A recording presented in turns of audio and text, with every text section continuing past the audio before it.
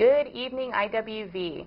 This is Ridgecrest Talk. I'm ClairAnn Herbert, and tonight we have Christina Schivner, who is on the board of the Ridgecrest Musical Enrichment Society, and she is the publicist for this group. Yes.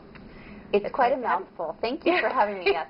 We did realize when we named ourselves, it's a little bit sophisticated a name, but what the Ridgecrest Musical Enrichment Society does is it's really fourfold. We have one mission to give young people the opportunity to perform in our community and learn about being on the stage. Another component is to bring quality entertainment to our community. And the third component, there's three, I said four. The third component is actually to raise money for the performing arts in our community. We were basically born out of a conversation about the limited funds that schools have to meet the needs of the students in all ways, with arts and athletics and academics. And of course, academics are going to win out, rightly so. So your society donates for all of this, for these programs? For the performing arts, because we decided rather than fighting for those dollars, we really ought to just do what we can to subsidize the programs in the performing arts that are getting cut and cut and cut. And so we feel really proud of the fact that we saw a problem, we found a great solution. So we subsidize the performing arts programs at the high school and junior highs. And now, when was this group born? 5 years ago. 5 years ago? 5 years ago this month. We put on August nights. That was our first debut performance. It was a concert. And out of that, we really probably didn't anticipate anything beyond that one performance. But the community, the outpouring was unbelievable. We had folks that came and just bought tickets every night, just put money in the donation box, just told their friends, and it just really just caught fire. That is fabulous. Now, when you said teaching the children, do you have classes on the side, or is this just all a part of the plays that you put on? Well, maybe teaching the kids is probably not, I wouldn't want to characterize it like that, only because it's more about the opportunity to perform. Right, okay. More about, we have a lot of folks in our group that happen to be so teachers. So through the experience of the plays. Absolutely, absolutely. So we have a lot of folks on the board that come from varying backgrounds and degrees and experiences, and we all bring what we had in our life to that point to the board and the mission. I have been in marketing and my whole life, and so I get the duties of, fundraising and ticket sales and doing interviews like this. And then some of the folks on the board have experience with teaching and coaching vocally or directing, and so they'll pick up some of those duties. All of us have an interest in performing, and so...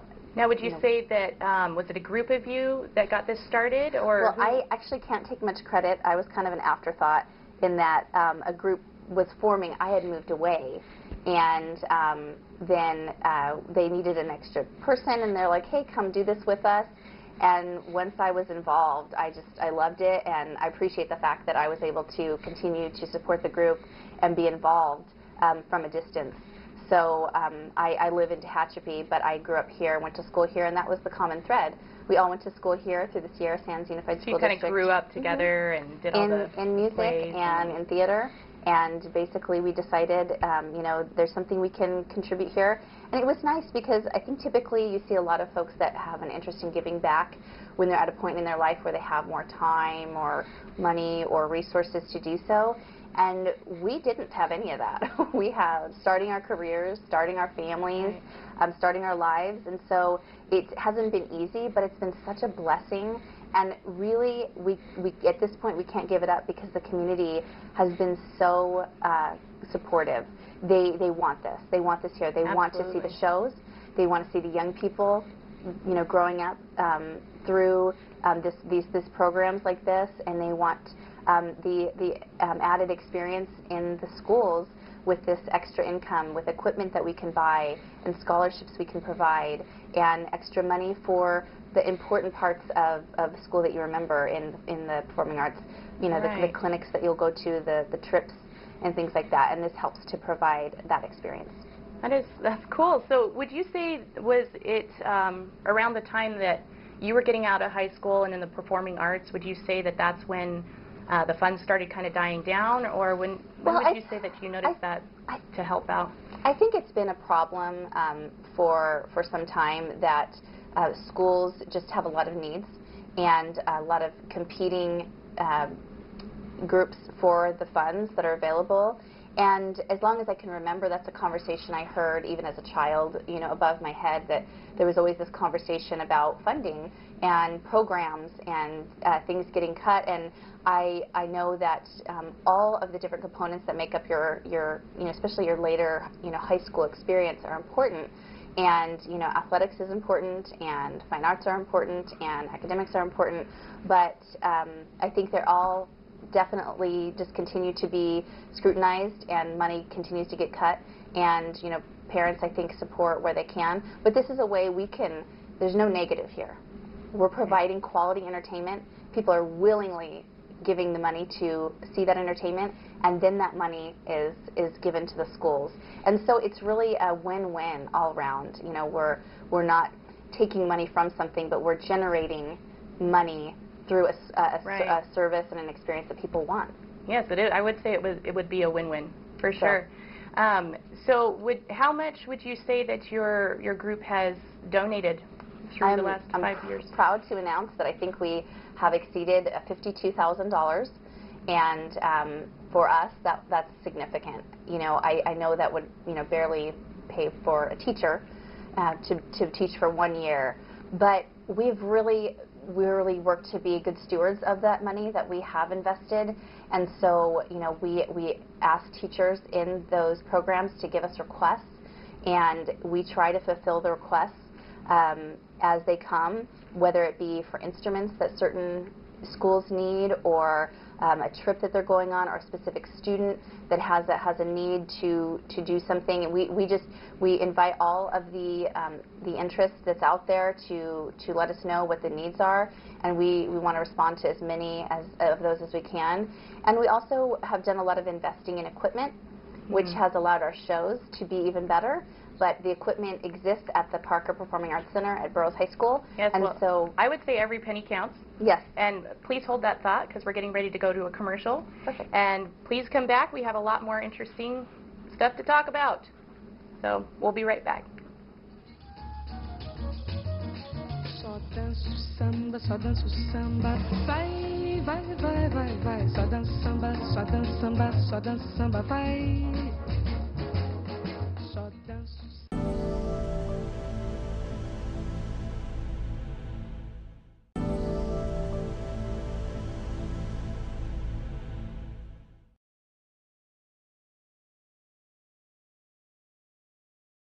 This is Ridgecrest Talk. I'm ClairAnn Herbert, and tonight we have Christina Schivner with the Ridgecrest Musical Enrichment Society.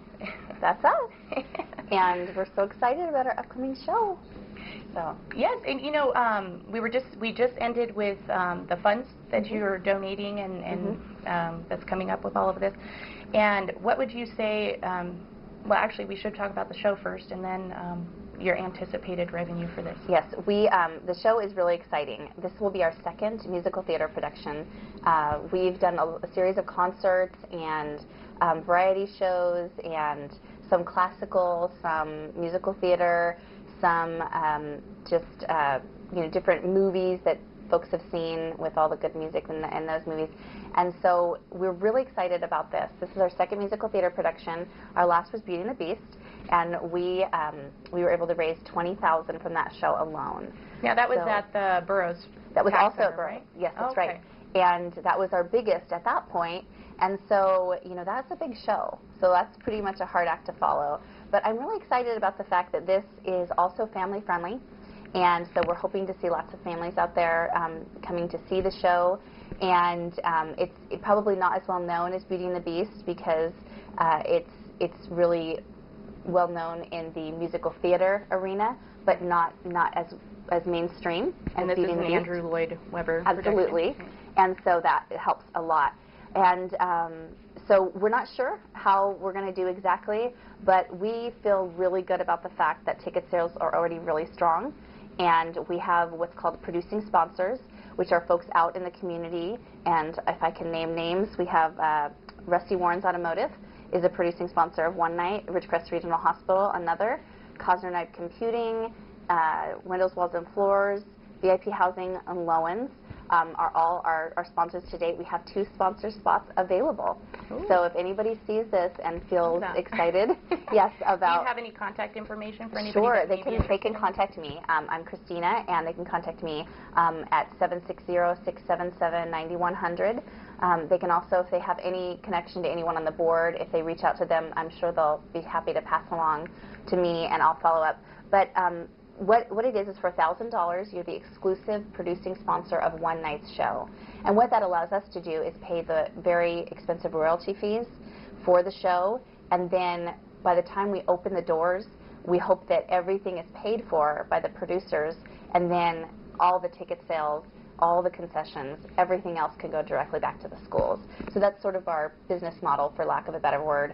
We just want to make sure that you know, if there are folks that can get some good publicity out of this, which they know a lot of our producers come back with each show because they feel it's valuable to them. So for $1,000, you're the exclusive sponsor, and we mention your name at the start. We have a full-page ad in the program. The lobby will display anything you would like us to display about your business, and you know that all that money that you just invested is essentially an investment that we can exponentially grow and put into the schools. Wow. Wow. Well, that's good to know. Yeah, and for anybody that's interested. And I know that we have not actually quite said the name of this production. That's right. Drum roll, please. Drum roll. Joseph and his Amazing Technicolor Dreamcoat. So it is an Andrew Lloyd Webber production, and it's a really big show. And it's just all the wonderful things you like about musical theater. It has big, show-stopping, colorful, upbeat, high-energy numbers from start to finish. You feel sentimental. You feel happy. You feel sad. You're going to laugh. You're going to tear up. It's really a wonderful show that takes you all the places you want to go when you see live theater. And I saw that in Canada, actually, with Donny Osmond. Yes, and he really made it famous. It was so awesome. With Andrew Lloyd Webber, that's a huge name, but Donny Osmond, you know, when he performed, it just had a huge comeback. And so we feel like there's been a lot of publicity, a lot to live up to, but we're really proud of the fact that for an amateur production, we have really, I think, are going to bring to the community of Ridgecrest a really terrific show. And, you know, in terms of all the variety of feelings you'll experience, you know, we have really fantastic dancers. We have young singers that are in the show, including... And not only one group, but 2 groups. 2 groups. Because there are so many. There's so many that came out. And one thing we've tried to do is, we can't always do this, and we won't always be able to do this, but we really try to respond to the interest that's generated. So when people try out for a show, if we can work in a bigger cast, we'll do that. And so I know one of your children is in the show, and I'm very excited. She's very excited. I bet she is. And that, again, brings us back to one component of, you know, our mission, which is to give these young people an experience about being on the stage that they will remember forever, and will, we hope, shape their sense of identity as they go into the world, and their confidence level. Absolutely. And you never know. This might be something that they love so much they continue to do on and on. Right. And you might see these faces. We might see some professionals born out of this. And in some small way, if we were able to help facilitate that, we're really happy. We're really happy. So the show is going to be wonderful. It's a story of Joseph from the Bible, and it is definitely a playful interpretation of that story. That story is a heavy story in terms of, you know, what Joseph, you know, went through. And so it is approached from sort of a lighthearted perspective, in that it brings some comedy to what was some grave situations. But it's not irreverent. It still has a real respect for the message of the story, which is important, I think. I think it's important that that's something that folks from all walks of life, religious or non, can come to and see a beautiful story that stays true to the message. that was intended to be delivered in that story of Joseph and his brothers. And so I think it's going to be really exciting to watch. I think it's going to be heartwarming to leave the theater seeing what they saw on stage, both in terms of the storytelling component and also a community that once again has come together and put on a really high quality. And Ridgecrest is very supportive. Yes, they're very supportive and very talented. I think that we are sort of, it's hard to be objective about that kind of a thing, but I believe that we have a real, we really value music in our community, and that's demonstrated in the orchestra. We'll have a full orchestra, you know, so not only all these people singing and dancing on stage, but a full live orchestra to accompany that. You know, we have, so every component of this show, I think, has been thoughtfully navigated to bring an experience that's really, really what the audience is going to want to see. That's fantastic. Well, you know, we're going to be right back after this, so be sure to come back. We've got more to talk about. Thank you.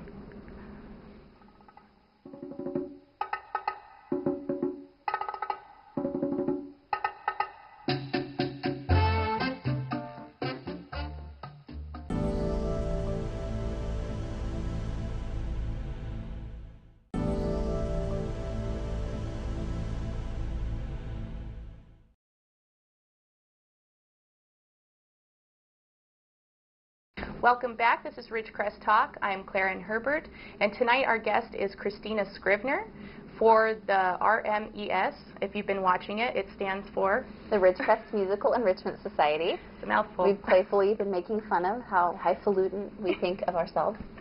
Yes. So. But it is for a good cause. So. Right. It really is. Well, okay, so we had discussed a lot about this show, and this is Joseph. And we need to know or tell the community how to get there. Yes. So tickets are on sale now at Red Rock Books. And I know some folks might be discouraged about getting over there with the construction going on. So I just want to encourage folks that it's open. There is a way to get there. I would encourage folks to try to get there by coming down Balsam Street and taking the side street. Well, and the evenings are nice now. You can park on Balsam Street and take a little walk. And you can actually park right on the side of the building there on Sanders Street. So you can get right to the building. You just can't drive up there on Ridgecrest Boulevard. So it's an adventure. It's an adventure. You know, it's off-roading. Exactly. Off-roading on Ridgecrest Boulevard. Exactly. It'll be fun. So we just want people to not be sort of intimidated by the construction and stay away. You're welcome to buy tickets at the door, but we don't want to have to delay the show because most folks do buy tickets in advance, which is helpful to us, so that once we open the doors, we're getting folks in and seated and not have a line out the door. And also to make sure they get a ticket. Absolutely. Because if it sells out, then... Right. We do have seating for more than 500, but we have sold out our shows in the past, and because we've sold out our shows in the past, that means more people get interested and want to come. So we're hoping that we're going to have the best turnout we've ever had. And it's going to be a spectacular show. I think it will be. I know. I sat behind scenes, and I'm really looking forward to see the whole production. Yes, and so we still have to add lights and sound and all kinds of fun aspects of it, but the core of the show is up there in those performers, and you've seen that, and I've seen it, and it's really exciting watching it all take shape. And so please do come.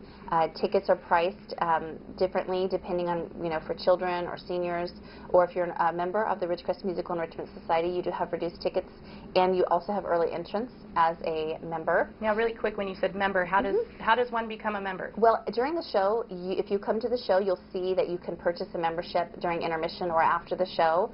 It's a $25 fee, and you get a 2-year membership. And members are entitled to reduced tickets, sales, and also early entrance to our events, which if you come to our events and you see a line of 300 people lining up, it's really nice to just walk right in front and get early seating. So it's a fast pass. Yes, it's sort of a VIP experience. So we want to just let folks know that that's another way they can help out our mission. And we're very proud of the money we've raised to date.